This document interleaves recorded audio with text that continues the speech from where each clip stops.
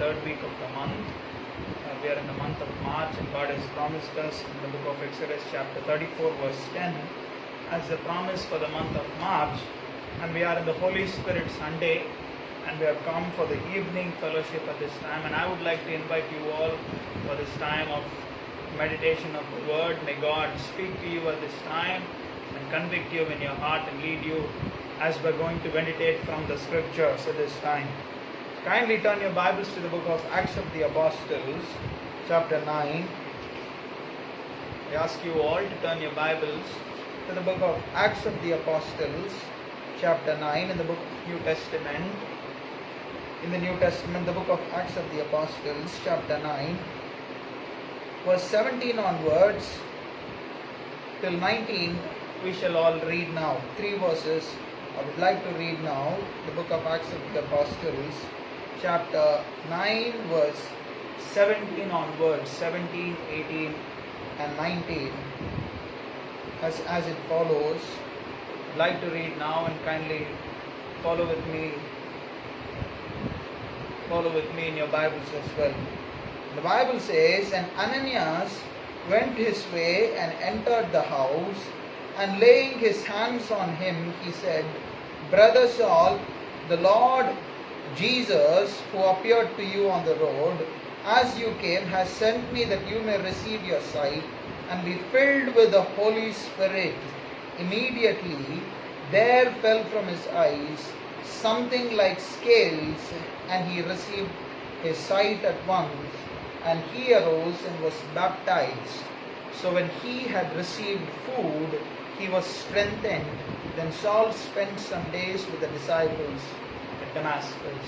Hallelujah. Shall we all close our eyes and ask God to speak to us at this time? Father in heaven, we come to you in Jesus' name. Holy Spirit, God, we thank you, Lord, for this time. Lord, as we are going to meditate your scriptures, may you speak to us, and Father God, may you bless your people in Jesus' name. Lord, we humble ourselves before you. Lord, we exalt your name. Fill us with your Holy Spirit. Let your word be spoken unto us. Holy Spirit, God, prepare us, Lord, to listen to your word. Now bind all the wicked schemes of the evil which is trying to work against, Lord, against your word and against this service, in Jesus' name, in Jesus' name, in Jesus' name. Let your name be glorified. All honor, glory, power, majesty we give to you alone. In Jesus' name we pray. Amen. Hallelujah. Grace, mercy, and peace to you all from God our Father and Jesus Christ our Lord, to one and all gathered here. Hallelujah. The book of Acts of the Apostles, chapter 9, verse 17 says, "And Ananias went his way and entered the house, and laying his hands on him, he said, Brother Saul, the Lord Jesus, who appeared to you on the road as you came, has sent me that you may receive your sight and be filled with the Holy Spirit. Immediately there fell from his eyes something like scales, and he received his sight, and at once, and there fell from his eyes something like scales, and he received his sight at once, and he arose and was baptized." Till the 18th verse I would love to read now. But the Bible says in the 8th and the 9th chapters how Saul, the man who was persecuting the church, the body of Christ, was transformed into Paul. And here in the 9th chapter we see Paul's conversion on his journey to the road to Damascus. The Bible says that Paul sees the vision of Christ, where Christ talks to Paul and he says, "Saul, Saul, why are you persecuting me?" And in the 5th verse in the 9th chapter, Paul says, "Who are you, Lord?" Then the Lord said, "I am Jesus whom you are persecuting. It is hard for you to kick against the goad." So he, trembling and astonished, said, "Lord, what do you want me to do?" Then the Lord said to him, "Arise and go into the city, and you will be told what you must do." So we see the whole story of Paul in the 8th and the 9th chapters, how God is calling a man who's been zealous for the name of God in the Old Testament, and the Bible says that he was a man who lived his life like a Pharisee, and he learned the scriptures of God by sitting under the feet of Gamaliel. And this man was zealous, very zealous for the name of God that was revealed in the Old Testament. And he was working all his means to work contrary against the workings of Christ. And in the 8th chapter, verse 3 says, As for Saul, he made havoc of the church, entering every house and dragging off men and women, committing them to prison. So this was the background of Paul. And this is the description the Bible gives us, that this young man called Saul, what he was doing against God, against Christ Jesus, and against the church. But in his own heart, in his own mind, the Bible says that he was a very zealous man. He wanted to testify about the God, the name of God that was revealed in the Old Testament. And he was trying to testify and stand as a witness for the God who was revealed in the Old Testament. But here in the 9th chapter we see that God appears to him in a vision, and Paul eventually loses his sight. The Bible says when the vision of God appeared to Paul, he lost his sight, and the men who were also along with Paul, they were not able to hear what God was talking, what Christ was talking to Paul in the 9th chapter on the road to Damascus. But they were able to see the kind of transformation that was taking place with Paul. And the Bible says that the men led Paul into the city with their hands, dragging him into the city because he had lost his sight. And the Bible says he was 3 days without sight, he neither ate nor drank. And as he was without food for 3 days, he neither ate nor he drank. The Bible says a man called Ananias came to Paul, to whom God had already instructed that there is a man called Saul praying, and that you need to go to him and lay your hands on him. And here in the 17th verse, the Bible says, Ananias went his way and entered the house, and laying his hands on him, he said, Brother Saul, the Lord Jesus who appeared to you on the road as you came, has sent me that you may receive your sight and be filled with the Holy Spirit. And sometimes, dear friends, I want to talk to you about something from the Word where God transforms your vision. Sometimes in your life, your vision needs to be transformed by God. The Bible says Paul was a very zealous man, and he was assuming to himself that he was working for the kingdom of God, the name of God that was revealed in the Old Covenant. But the Bible also tells us that he was working contrary. He was working contrary to the name of Jesus, and he did not know that he was actually working against the Holy Spirit, working against Christ himself. And sometimes we also need to have certain convictions in our lives where God helps us to have a different vision, to take a different path. The Bible says he was without sight for 3 long days. He neither ate nor he drank. And sometimes when God changes your vision, changes your path, to make you understand how God is working in your life, God makes you blind. The Bible tells us that he was without sight for 3 days. When sometimes light appears before you, God is in the form of light, and God reveals himself to you, it makes you blind. It takes away your vision, because God can he can renew your vision. He can give you something what you have not experienced in the past. And his vision as an old man in the past was to persecute the church. But God calls the same Saul who was persecuting the church, who was making havocs in the church, dragging men and women to prison, to become Paul as a chosen vessel to take the gospel to the Gentiles. So you see the transformation, how it takes place. Sometimes for God to work in you, he makes you blind. And Paul was blind for 3 days. And Paul was blind, which means there was darkness. His vision was dark. And every single time God takes you through the road of darkness, where you're not able to see the light of God, where you're not able to understand how God is working in your life, it also means that God is preparing you for the days that are going to come in your life, the glorious days, and the ways that he is going to use you in the days to come.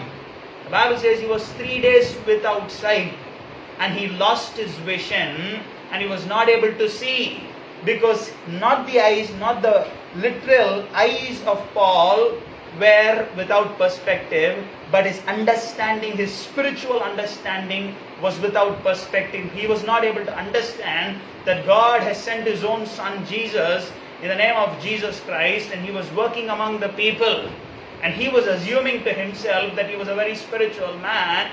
He was trying to work for the kingdom of God. But when God touched him, what happened to him was not his physical eyes were changed. The Bible says scales fell down.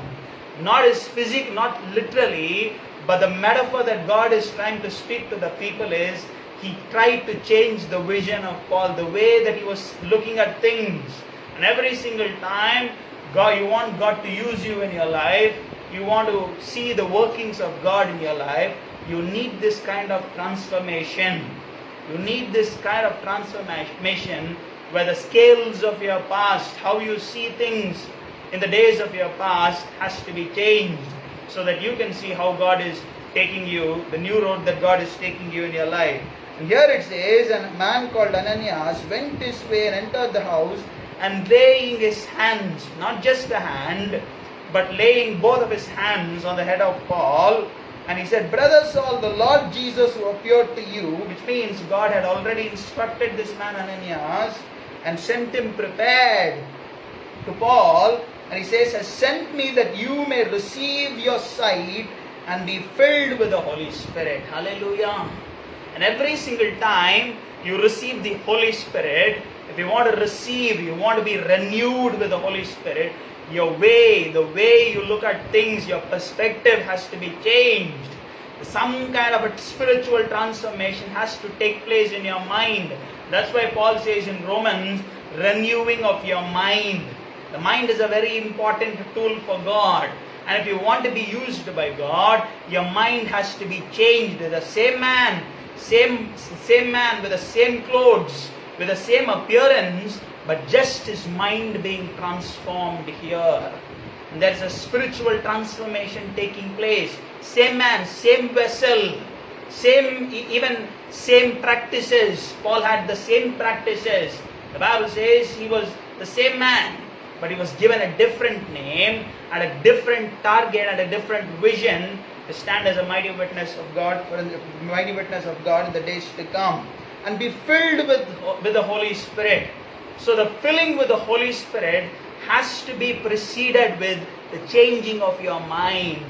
Changing of your mind. And for the mind to be changed, sometimes God places you in a place where you're not able to see anything. Not able to see anything. What happens before light comes into existence? You have darkness. What happens when a new day begins? There is darkness. First, what we see is the night, the darkness, and then only we see the light in the morning. So the darkness is the precursor to the light.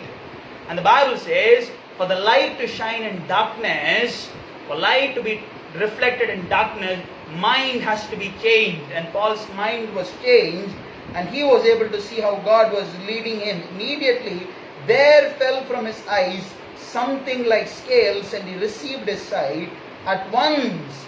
And he rose and was baptized. The 19th verse, the Bible says, so when he had received food, he was strengthened. Then Saul spent some days with the disciples at Damascus. Hallelujah. The Bible also tells us that our God is an unchanging God. He is the same yesterday, today, and tomorrow. And you would ask me probably, if He is an unchanging God, how does He work differently? The Bible says He's an unchanging God. The Bible also tells us that He is also a moving God. Our God is not a stable God. He is not an immobile God. He is a mobile God. He is a God who moves. That's why in John chapter 3, Christ says, the Spirit of God moves like the wind. The wind moves where it pleases, and nobody knows where it comes from and where it goes. And so is a man who is led by the Spirit, Jesus says in the 3rd chapter. Which means, wind moves in different ways. Wind moves like a breeze. You have a calm breeze that passes you by. And you also have a windstorm. There is also something called as a whirlwind. Wind can also be like a whirlwind. Some of you, I don't know whether you know these words, there's something called tornadoes, which means the wind, it's a form of wind that is so powerful that it can move things here on the earth. There are tornadoes, and there are also something called as torpedoes. And these are different kinds of winds. It's the same wind, but moving and passing differently here on the earth. The Bible also tells us God is like the wind. He is a moving God. He moves in different ways. And as he was moved with Moses, he did not move the same way with Joshua, the Bible says. And as he moved with Elijah, the Bible does not say that he moved the same way with Elisha. And that's why the miracles that Elisha performed were different from the miracles that Elijah performed. And here the Bible tells us a God is a God who moves in the lives of people. And be filled with the Holy Spirit. So with the filling of the Holy Spirit, what happens is the scales that you have on your eyes falls down. The literal scales and also the metaphorical scales. Your biases, your prejudices, and all the things of your past. Things that you've been holding on in your mind to your past. Things, intentions and thoughts about the places that you've come from. The Bible tells us that these people, the children of Israel, they were so conceived in their minds about Egypt. They were not able to forget Egypt, the kind of food that they had there, the practices and all those things. But when the Spirit comes, all these things are let go. All these things are given up in your life. And that's what happened to Paul. The way he was moving, the way he was dealing people in his life, he needed a spiritual transformation, a changeover, top to bottom changeover in his spiritual life.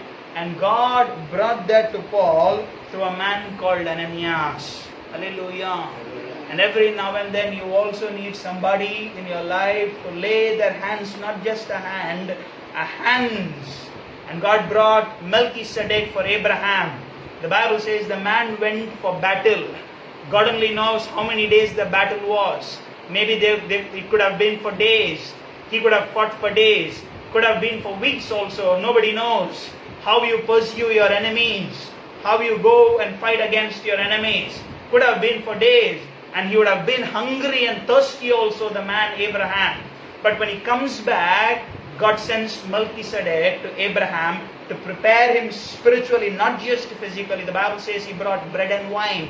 Not just to feed him physically, but also to change his vision, because Melchizedek was the priest of the Most High God. What do priests do? They give the spiritual food to people. And God was preparing Abraham for the days to come, that he was no longer going to be Abraham, but he was going to be Abraham, the father of many nations. Kind of a similar kind of transformation that takes place in Genesis chapter 14, where Melchizedek gives the bread and the wine to Abraham, and the Bible says, and he also blessed him in the name of God. The name of God, who was in the name of God, and also gave him bread and wine. The Bible tells us that Abraham gave a tenth of all his possessions as tithe to Melchizedek. So every now and then you need somebody in your life to bring the word of God to you, to spiritually uphold you. And that's why Paul says in the book of Corinthians, you have 10,000 instructors in Christ Jesus, but yet in the Lord I have begotten you as a spiritual father. Hallelujah.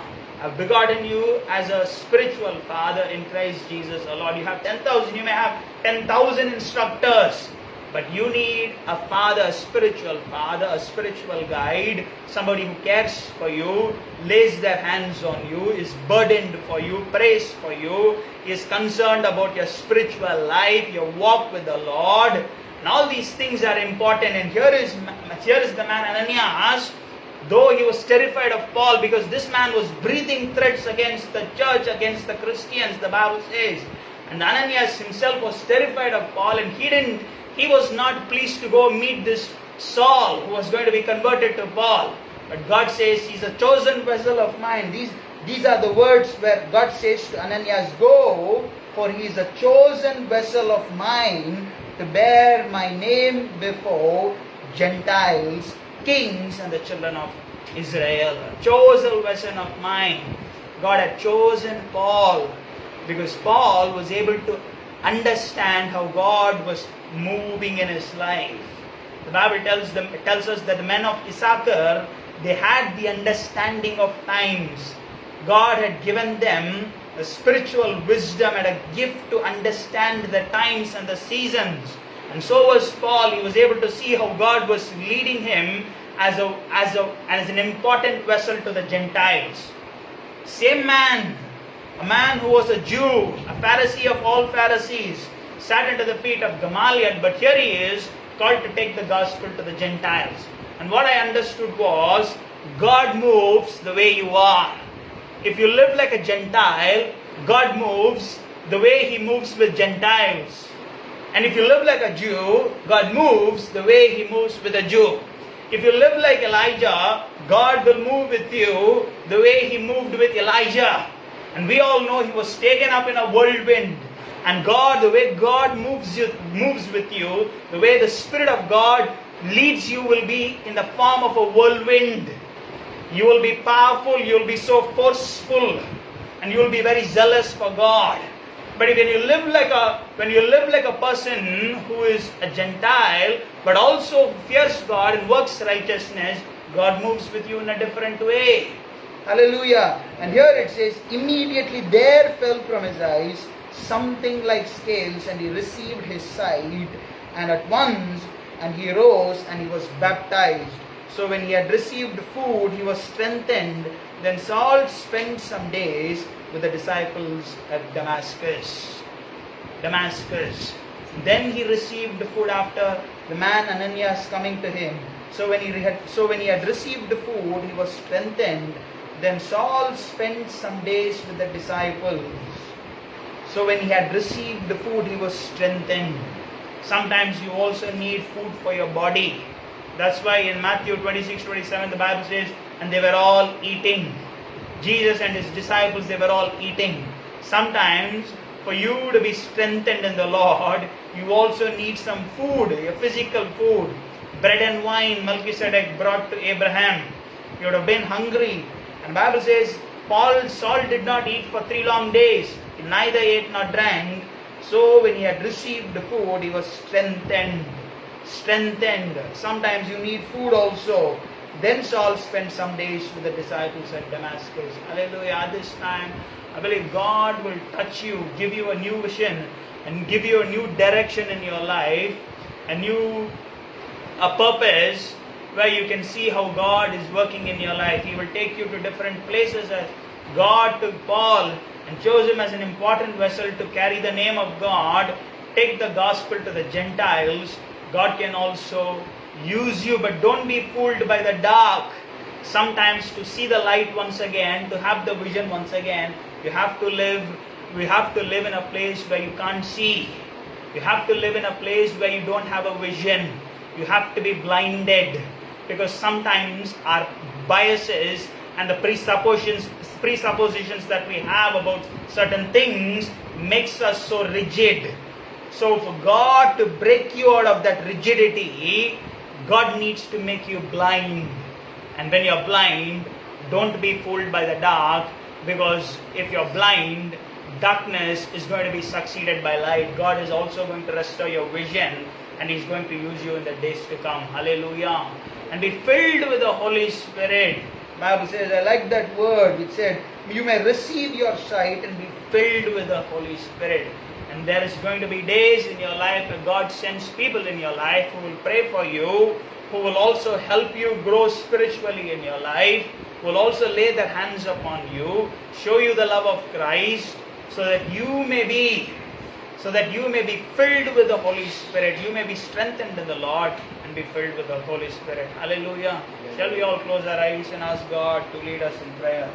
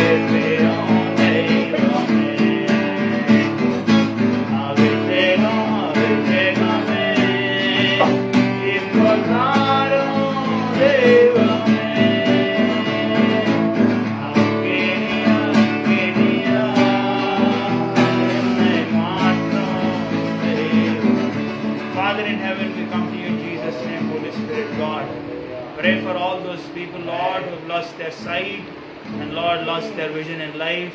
Father God, I pray that you may send them, Lord, Ananias, Lord, to receive sight and to be filled with the Holy Spirit, and Lord, to be strengthened in the Lord. I pray that you will send men and you will send people, Lord, women of God and men of God, to transform, Lord, your people, and let them be, Lord, used for the glory of God as a chosen vessel in the days to come.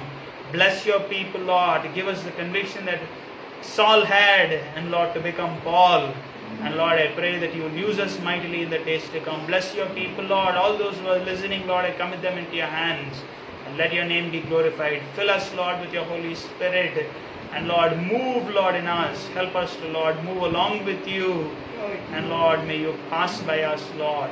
And let your name be glorified. Thank you, Lord. All honor, glory, power, majesty I give to you alone. In Jesus' name we pray. Amen.